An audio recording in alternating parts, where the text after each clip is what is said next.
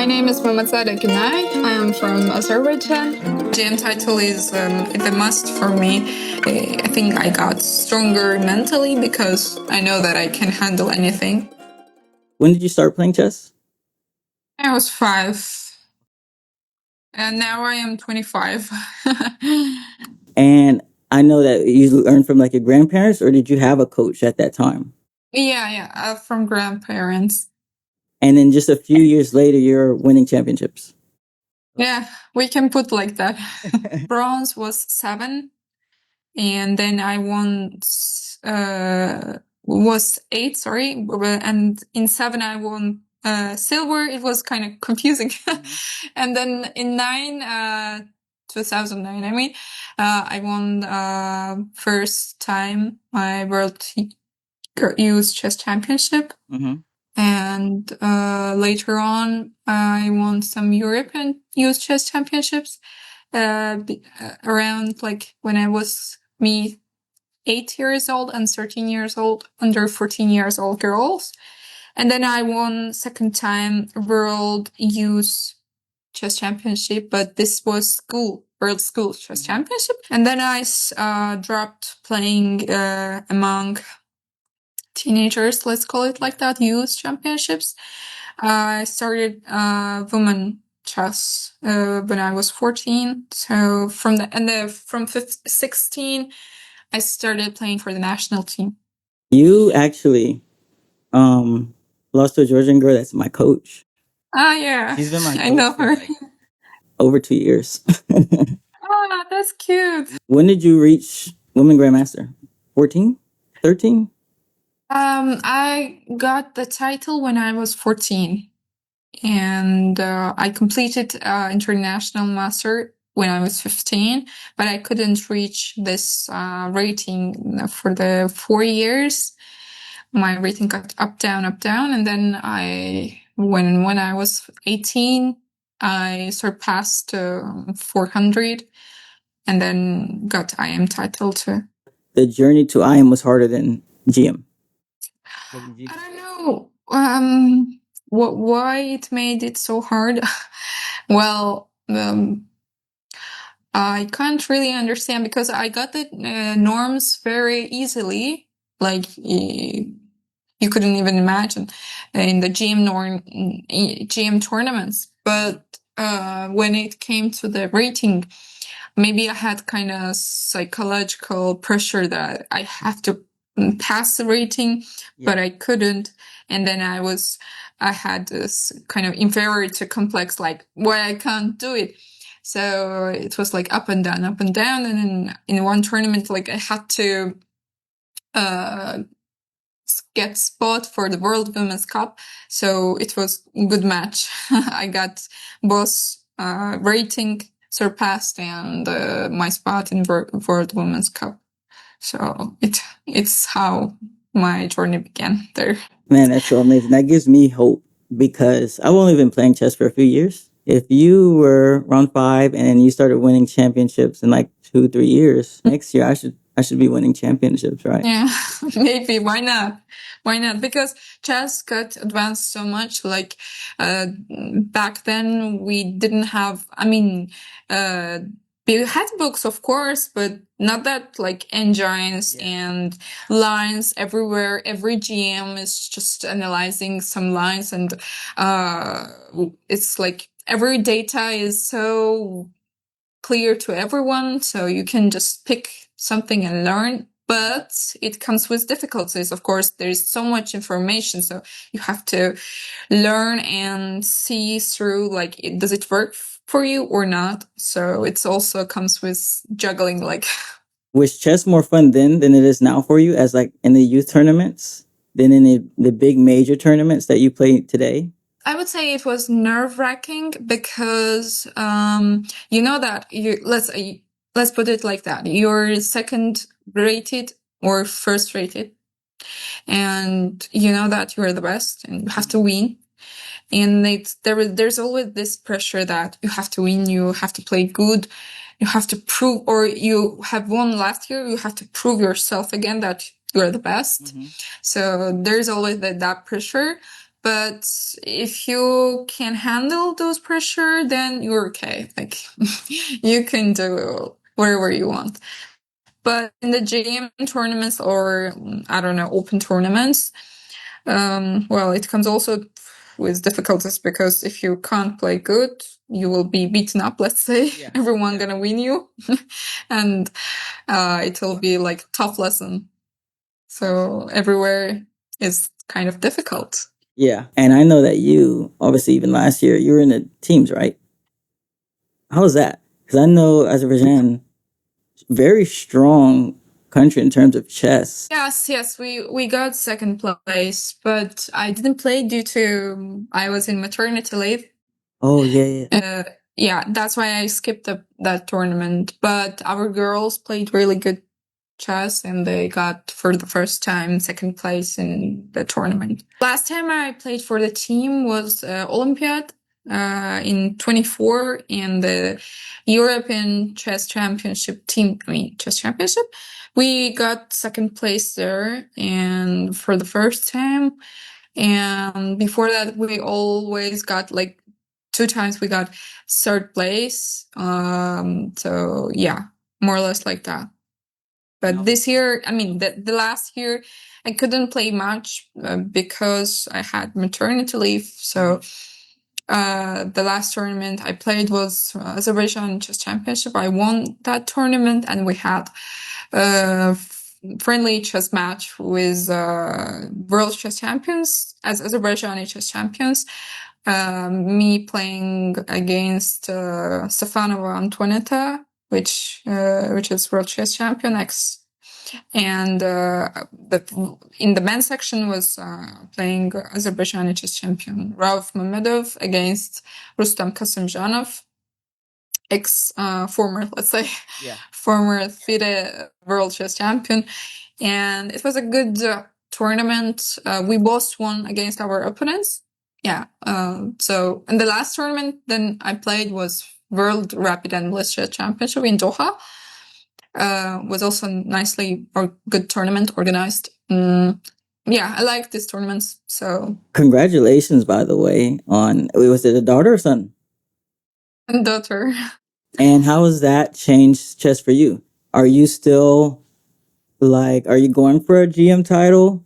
Are you taking a break, being a mother, or are you still going hard with chess? How's that changed your life? Yeah, I mean, it's of course shifted my mindset. I mean, of course, I had priority for this last year, my daughter, but from this year, I want to refocus to my career, at least try. Yeah. And yeah, GM title is it's a must for me. I want to complete it. And with coming into my life, my daughter, I think I got stronger mentally because I know that I can handle anything. So yeah, I hope it will be shown in my results too. That's amazing. Because a lot of times some people take a back seat and they kind of just retire and then say, but that's so cool. So you're still training hard. Yeah, I can't say that I train hard. That back time I used to do because genuinely it's impossible with a little baby. Yeah. But I'm trying my best. Not at least where I have time, I am doing chess or playing chess. And there are two kinds of mothers. Like let's say they put like I skipped my career for you, or I skipped my career for you, that you could say my mother was like this person. Let's say I want to be the latter one. That she would look and say that my mother like did these titles and she won these championships, blah blah. So yeah, I'm trying my best. Oh, I'm sure she'll see it. I'm sure you probably have. Where are your trophies? How many do you have? It's in my room, but my room is kind of not here. I'm in a different place, so I won't be able to show up. Well, and I saw this difference in US whenever you get title in US, they give you a trophy, but in Europe, it doesn't work like that. They don't give much trophy. I have trophies, of course, medals, I don't know, certificates, blah, blah, blah. But I was a guest in my friend's home in New York, and I saw his trophies. He's just beginner in like not playing that much chess, and I was shocked by the trophies that he had more trophies than me. and and I asked like, why you have so much trophies? Like, what do you do with them? And they told me like, I got like 10th place. They gave me a trophy. I got 20s or 13. I don't know. Like this, they give always trophies. So I got like, okay, I got you. It must be an American thing because I have this trophy. You know, it's funny. I made it myself. Wow, good. You know what? I felt bad. But you have rating, right? Do you have a FIDE rating? No, I don't. Oh, I played. It was unrated. you have to play in the tournament. I know. I know. People tell me playing title players doesn't improve you, but I think it does because when I play someone that's weaker, it's like a relief. I'm like, oh my god, they blundered. Where if I play Polina, she's not gonna blunder. She's not gonna blunder. She's probably one of the best players I've played. So that's how that goes. But yeah, I'll join the tournament just because you asked me to. Even World Blitz, World Rapid. That experience for you, because I didn't even see the end result. I think I was in Hawaii at the time. I know that Magnus and Vivsar won. How far did you make it?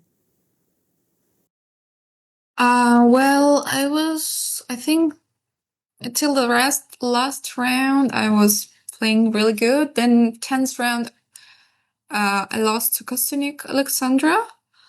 And then I think I got 30 place.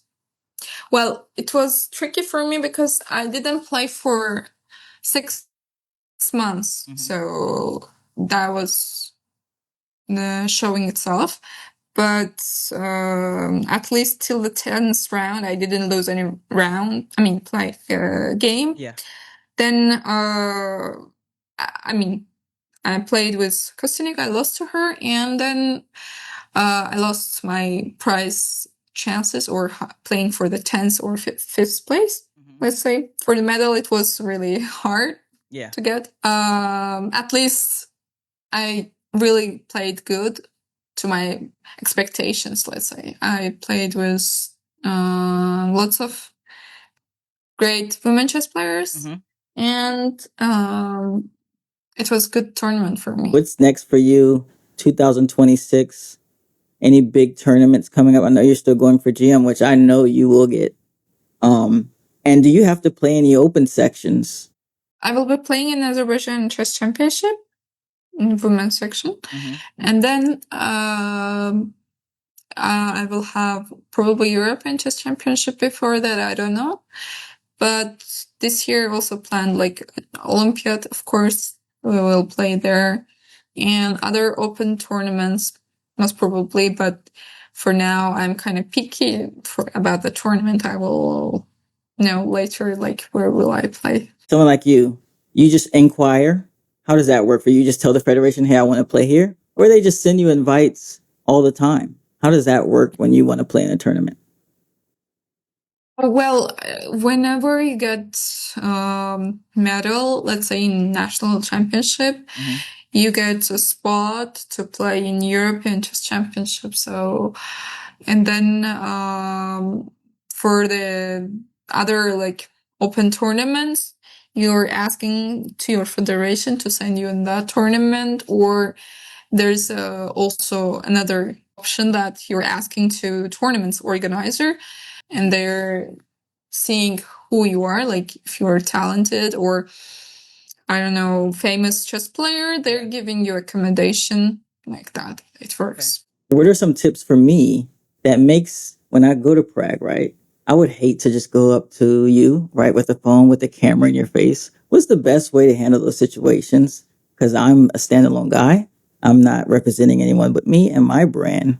And I don't want to go there and get denied all the time. Can you walk me through like a way you would like someone to approach you when they're trying to interview you? Well, it depends how I played. Actually, if Yeah. the person, I mean, you're gonna go interview, lost, most likely won't give any answer.